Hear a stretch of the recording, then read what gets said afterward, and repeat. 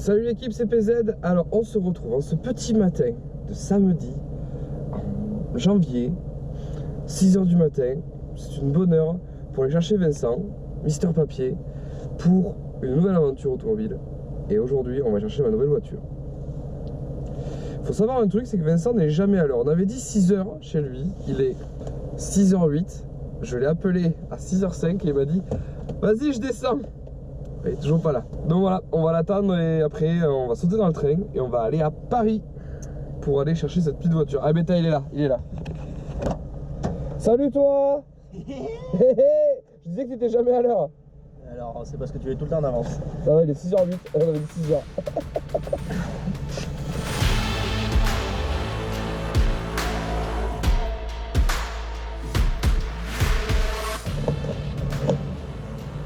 Encore un truc à réparer.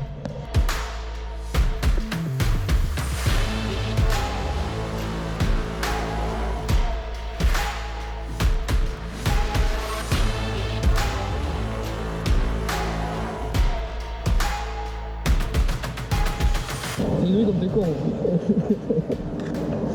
Inversement proportionnel à ceux qui vont rouler en Lotus ou en Renault Sport. Lotus. Surtout en Lotus, on part en train, on revient en voiture. Eux c'est plutôt l'inverse qu'ils font.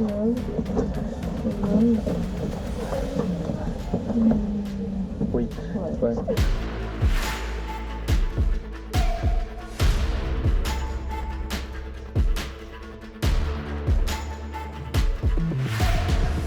Préparez-vous les gilets jaunes, ça va piquer.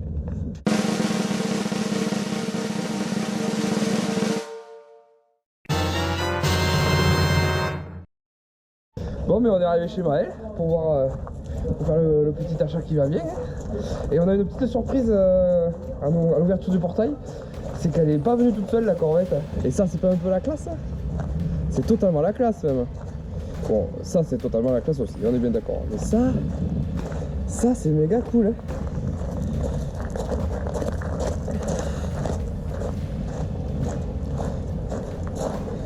Alors le propriétaire est là-bas. Ouais, le propriétaire est là. Coucou le propriétaire. Il travaille chez Vintage Garage, il passe à la télé. Alors aujourd'hui on a ce super Ford F100 de 1966, entièrement restauré, avec sa coffre 1900 vues, les planchers vous pouvez changer, table de bord neuf, sablé neuf. Je vous laisse le découvrir. Tu le vends ou quoi? Je sais que tu vas passer dans la vidéo de YouTube. Il y a 1 milliard de personnes qui vont Un milliard au moins Mike. 1 milliard Et voilà la petite. On l'a attendu hein.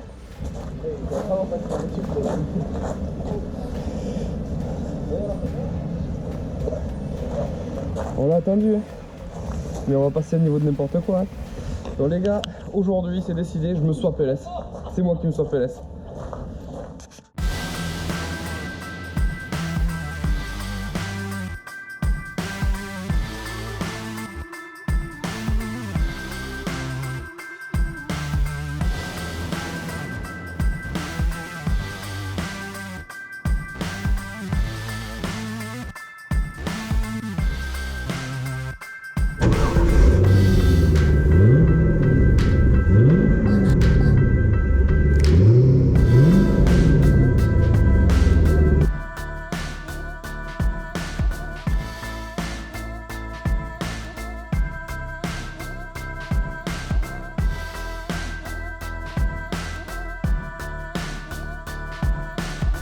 Alors on était en train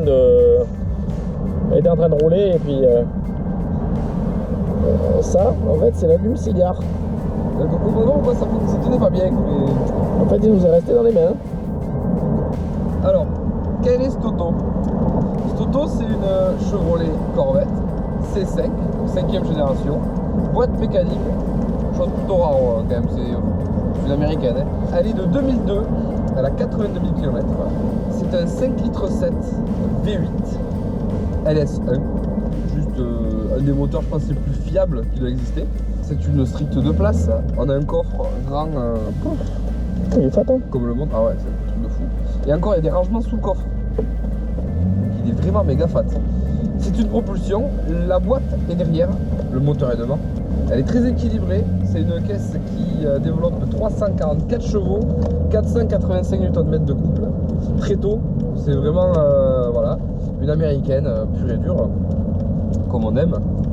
Alors on n'entend pas trop le bruit du V8, il est assez feutré, c'est une belle GT qui rapidement deviendra quand même une très très bonne sportive grâce au fort potentiel de l'auto et un châssis qui est pas si dégueu que ça. Il y a des gens qui pensent que c'est une caisse de droite, ça l'est pas du tout. En châssis c'est très très bien, hein. C'est même étonnant. Donc c'est la première voiture à avoir eu des pneus run flat. Alors c'est pas la meilleure idée du monde ça, par contre ça on va le reconnaître. Des capteurs de pression de pneus, un affichage tête haute. Alors il n'est pas en couleur mais il y a quand même j'ai le code de tour, l'indication de vitesse, température d'huile, d'eau, niveau de carburant. Là sur le pare-brise, c'est pas mal, hein. Et ça a été la dernière voiture à avoir eu des phares qui se lèvent, des pop-up. Tout simplement parce qu'il y a une loi qui a dit que ça tuait des gens. Le gasoil ça tue des gens tous les ans, mais pas pour autant qu'il est interdit. Et après c'est blindé d'options pour l'époque. Enfin, on a du son Bose, chargeur 12 CD, lecteur cassette. Et ça c'est la classe. Clim Bison, régulateur de vitesse, siège réglable dans tous les sens électriquement, active handling. Qui sert à rien. Ça s'appelle un ESP, ils appellent ça un active handling. C'est-à-dire qu'il faut vraiment être actif quand tu la clashes le truc. Va pas falloir enfiler des perles quoi. Ça te dit attention, ça va arriver vite. Et bien sûr, la petite spécificité de celle-ci, que j'aime parce que elle est beaucoup plus belle déjà de base, et en plus c'est pratique, c'est que le toit s'enlève et se met dans le coffre. C'est une Targa. Donc en plus d'être plus jolie, c'est carrément plus classe. Par contre le volant c'est pas possible, c'est un 383. Je savais même pas que ça existait aussi gros à part sur les poids lourds. Donc ça il va falloir... Et c'est ce qui me manquait, c'est des watts. Voilà, autonomie basse. Merci de l'information. Bon ben Flo, petit bilan après quelques minutes de roulage. Alors la caisse, je l'adore. Mais pour moi les premières minutes de roulage sont une horreur du fait qu'on est dans Paris et que vraiment Paris, c'est impossible quoi. C'est mort. C'est impossible, cette ville ne m'attire pas du tout quoi. C'est dégueulasse, la ville elle est pas propre et en plus les mecs... Il y a un plan je crois qu'on a fait ce matin. Non on l'a pas filmé je crois. Et non, on l'a pas filmé. Les gens ils font la gueule, ils sont pas aimables, la ville est dégueulasse, et on s'est quand même fait remercier par le Uber. Parce qu'on disait bonjour quoi. Parce qu'on lui a serré la main et qu'on lui a dit bonjour. C'est n'importe quoi. On est dans quelle ville quoi? Ils font la gueule, tout le monde a envie de rentrer dans tout le monde, les gens ils en ont ras le cul. Je comprends pas. D'un côté, tout le monde qui veut rentrer dans tout le monde, ils ont peut-être ras le cul aussi. Peut-être qu'on est dans le Marais aussi. Non mais vraiment Paris ne m'attire pas du tout. Je suis très content qu'on soit à Bordeaux. Hein. Ah ouais. Bon, mis à part ça, l'auto est fantastique. Fais gaffe à l'autre connasse. Par contre l'insertion c'est plutôt bien à la corvette. Ouais. Tu insères bien une voie, l'autre. C'est comme avec un gros diesel quoi. Oh, quel connard. Tu vois, c'est ça que j'adore aussi, qui est le fait que l'auto soit moins ostentatoire que la Porsche.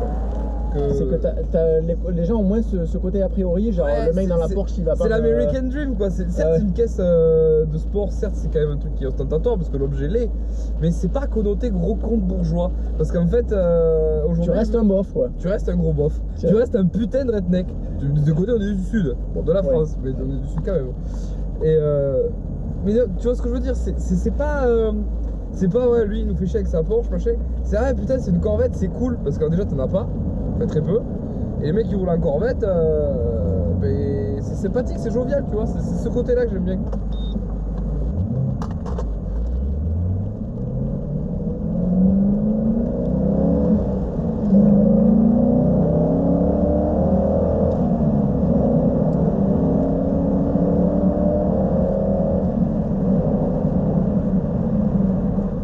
Je suis même pas flat, j'ai fait ça.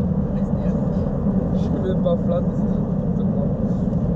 Alors pour conclure du coup, c'est moi qui suis en passager ce coup-ci, c'est Vincent qui roule avec.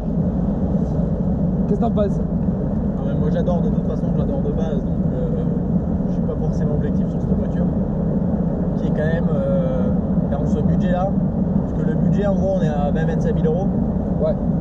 Pour dégrossir, pour avoir un exemplaire correct. Il n'y a rien qui marche aussi fort, qui soit aussi cool, parce que dans nos caisses l'idée c'est aussi d'avoir un cool factor, vraiment un truc qui roule à M3. ouais, dans le même prix une M3 46, sauf que Gaëtan en a une et je veux pas avoir la même voiture que Gaëtan, c'est mort, qui est vraiment cool la sienne. Et elle est jolie, donc l'idée c'est pas d'avoir la même que les copains, non, donc dans le budget, il n'y a pas grand chose qui reste. Hein. C'est clair. Du coup, pour conclure, on vous fera une petite vidéo, je pense, comme on a fait pour la GT86. Ouais, des vidéos rapides. C'était juste pour vous dire qu'il y avait une nouvelle arrivante dans la famille pour remplacer la GT86. Et on se revoit très vite ensemble pour des prochaines vidéos parce que celle-là, on va faire en sorte que chaque mode ait une vidéo pour. Donc j'espère que ça vous a plu encore et je vous dis à la prochaine, à très vite pour une nouvelle vidéo sur cette Corvette. Ciao les petits.